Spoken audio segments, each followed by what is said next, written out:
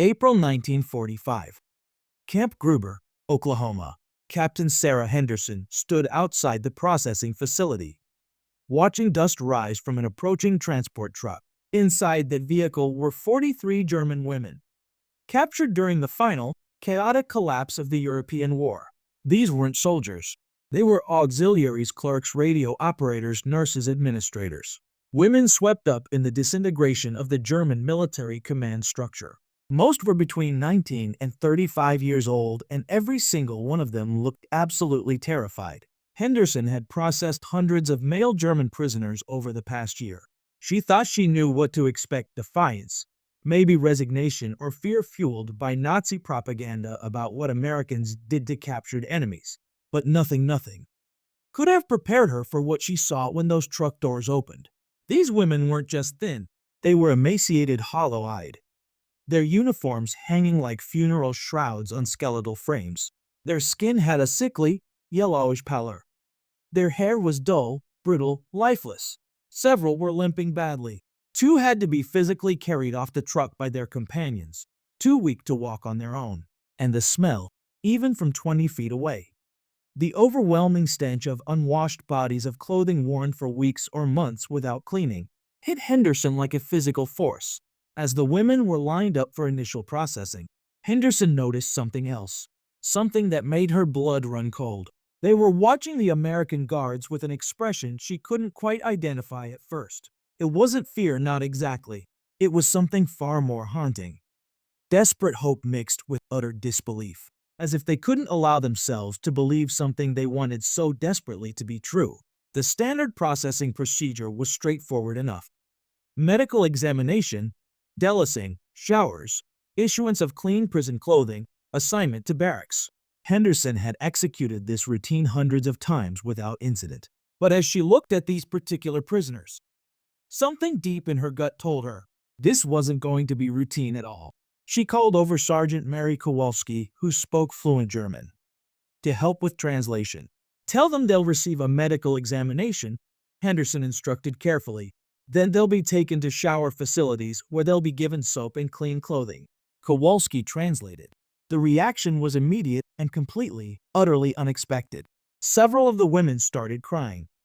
Not quiet tears, but deep, body-shaking sobs that seemed to come from somewhere primal. Others simply stared at Kowalski as if she'd just spoken an impossible language, as if the words didn't make sense in any reality they understood. Then one woman, appearing to be in her mid-20s, actually spoke up. Her voice was trembling, barely above a whisper. "Soap?" she asked. "Real soap? You will give us soap?" Kowalski looked at Henderson, genuinely confused by the intensity of the reaction. She turned back to the woman and confirmed, "Yes, real soap. For washing." What happened next would haunt Sarah Henderson for the rest of her life. The German woman collapsed to her knees and began crying so violently she could barely breathe. Within seconds, more than half the group had broken down completely. Some crying, some standing in shock, trembling silence, some holding on to each other just to remain standing. Henderson had no idea what she was witnessing. She immediately called for the camp doctor, Captain James Morrison. Thinking these women might be experiencing some kind of collective mental breakdown from the trauma of capture and transport, Morrison arrived, took one long look at the situation, and asked Kowalski to find out what was happening. Through halting translation, between sobs and gasping breaths, the story emerged. A story that would change everything Henderson thought she understood about the war. These women hadn't seen real soap in over a year. For the past 18 months, as Germany collapsed inward on itself, even the most basic hygiene supplies had simply disappeared. What passed for soap in Germany by late 1944 was a gray-brown substance made from clay, ash, and toxic industrial chemicals. It barely produced any lather and often caused painful skin irritations and chemical burns. By early 1945, even the ersatz soap had become completely unavailable. The women described washing with cold water, only sometimes using sand or rough stones to scrub dirt and grime from their skin.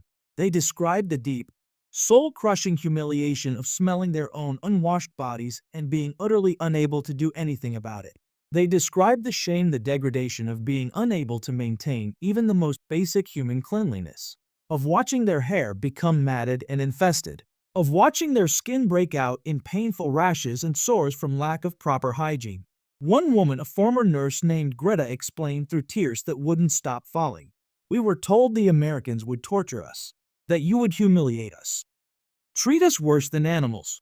And now you are offering us soap. Real soap. We have not seen such a thing in so long. We did not believe such things still existed in the world." Henderson made a decision in that moment. A decision that wasn't in any manual or protocol. "Sergeant Kowalski," she said quietly, "tell them the medical examination can wait an hour. Take them to the shower facilities. Now, give them all the soap they want. Hot water, clean towels. Give them time to be clean again." The shower facility at Camp Gruber was nothing special. Just a standard military setup. Concrete floors, multiple shower heads, institutional fixtures. But it had abundant hot water and shelves stocked with bars of standard-issue military soap. The same soap American soldiers use every day. Nothing fancy. Just basic lye soap that smelled faintly of disinfectant. To the German women walking into that room, it might as well have been the entrance to paradise itself. Henderson and Kowalski brought along female guards to supervise standard security procedure. But what they witnessed over the next 2 hours wasn't a prison shower. It was something closer to a religious experience. The women approached the soap bars with reverence, picking them up as carefully as if they were made of glass. Several held the bars to their noses and simply breathed in the clean, sharp smell of actual soap, just breathing it in, as if they'd forgotten such a scent could exist. When the water was turned on and steam began to fill the room, multiple women started crying again. One elderly woman, probably in her 50s, stood directly under a showerhead, letting hot water pour over her fully clothed body. She just stood there, feeling the sensation of warmth, of cleanliness, of something she thought she'd never experience again. Eventually, slowly, she began removing her clothing, revealing a body ravaged by malnutrition and months without proper hygiene or care. The transformation took nearly 2 hours. The women washed their hair multiple times, using soap with a kind of desperate, almost frantic thoroughness that spoke volumes about how long they had gone without.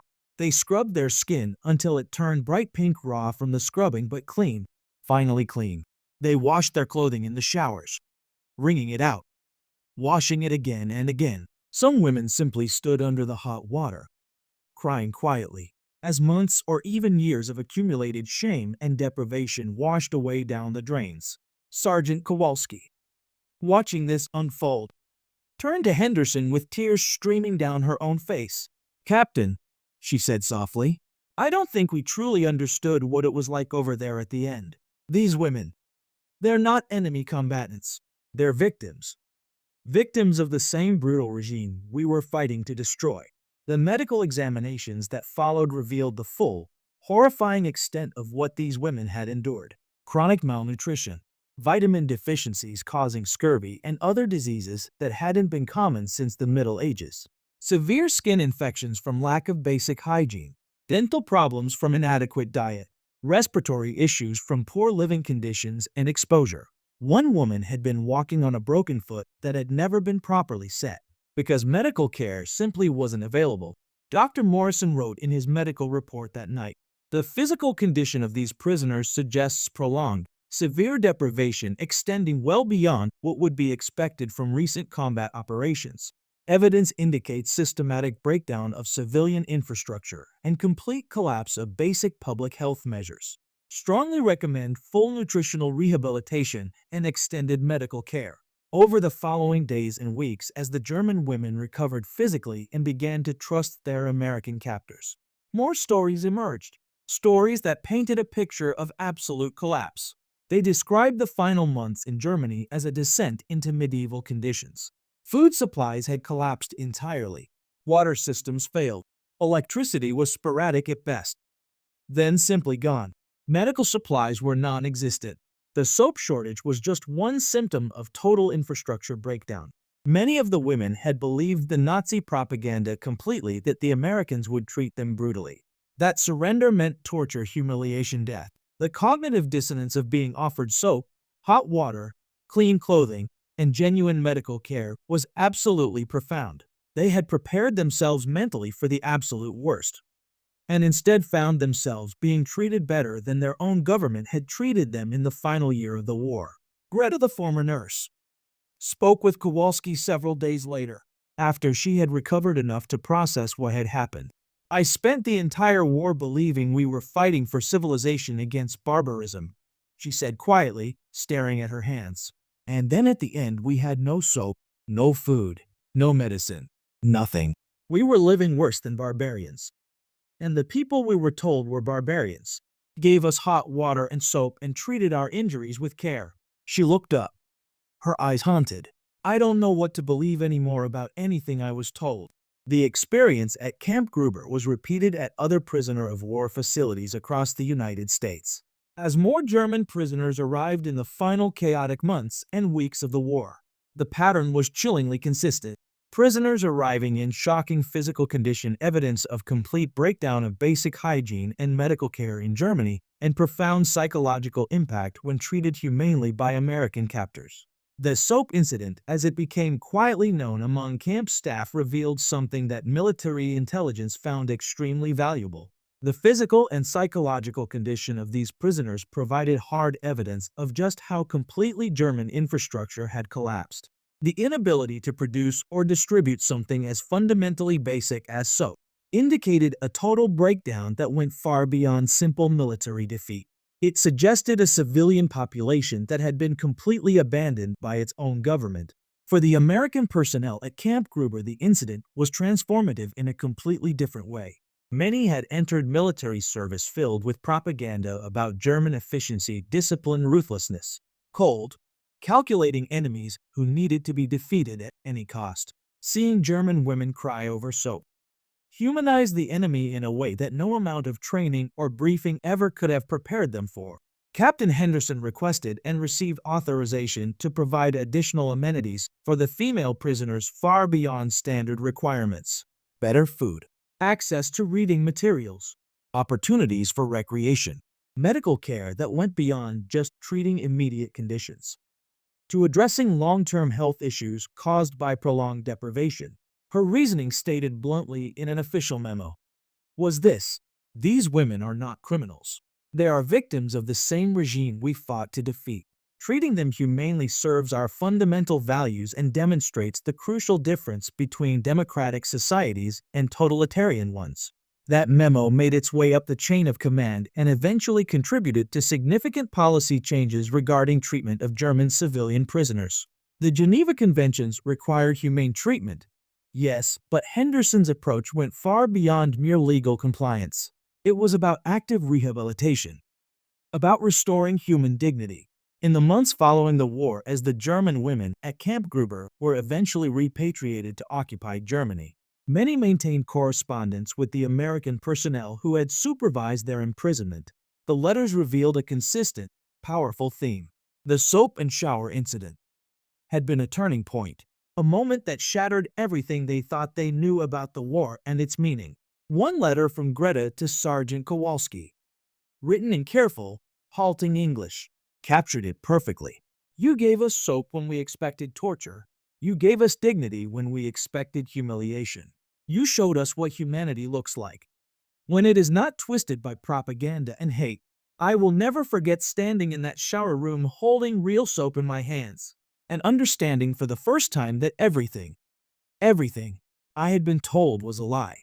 Thank you for treating us like human beings when we did not expect to be treated as such. The incident became part of the oral history of Camp Gruber, but wasn't widely documented in official records. It was too small, too personal, too focused on basic human needs to fit into the grand narrative of military operations and strategic victory.